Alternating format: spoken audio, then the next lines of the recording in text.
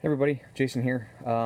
Doing the fifth question for RPGaDay 2018. This one is your favorite recurring NPC. And I honestly can say that I don't have one. Not that I can think of anyway. I've had some decent ones that we've come across and things like that. But as far as a favorite, like I couldn't pick one. So I'm going to go with another alternate question. This one being, how do you prepare for a one-shot? I don't run games very often, really, honestly, at all. I'm very rarely the GM, although I've been prepping to do some GM work here in the near future.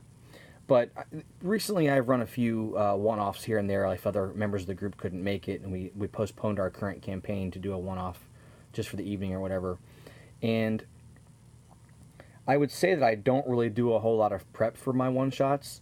A lot of the times I'll do a basic overview of maybe a location or two, and then an end goal, and maybe an NPC or two.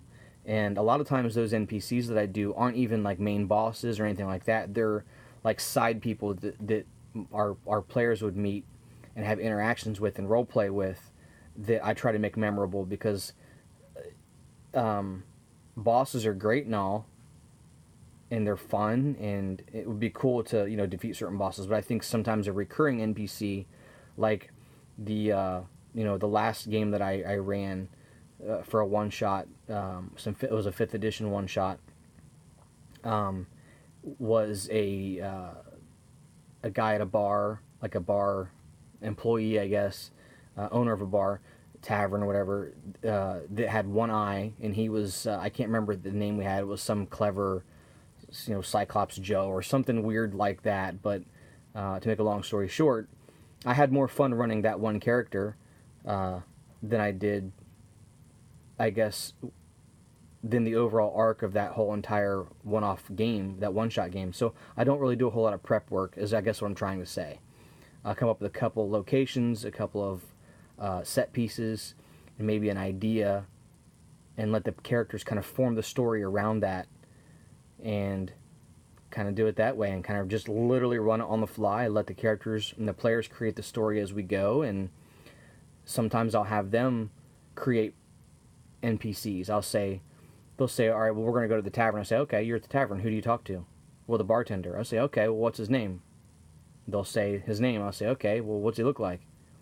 What's his attitude like? And I'll take those pieces, and then that's how I roleplay that character from there, based on their input. So they're kind of helping create the world and making it feel like that they're part of it. So I kind of have my players do a little bit of the, I don't want to say do the legwork, but do some of the creation with me, so that they feel like they're creating a shared world with me, not just, me dropping them into a random scenario.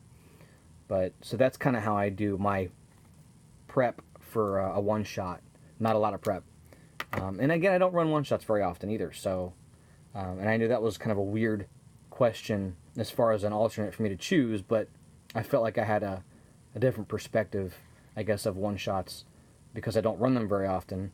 And I guess maybe part of me needs the help of the players to kind of create that world and that little one-shot. So, maybe that's part of being a good GM. I don't know that I'm not a great GM. I'm an okay one, I guess, but I don't run one-shots very often, put it that way. So anyway, trying to keep this video short because they're all kind of long, and it's a busy weekend for me, so I'm kind of recording all of these videos for the weekend, the 4th and 5th questions, ahead of time, and releasing them day of, so that I don't have to sit and record videos when I'm super busy. So anyway, hope everybody's having a good weekend, playing good games, and having fun with RPGaDay 2018. And all right, see you next question.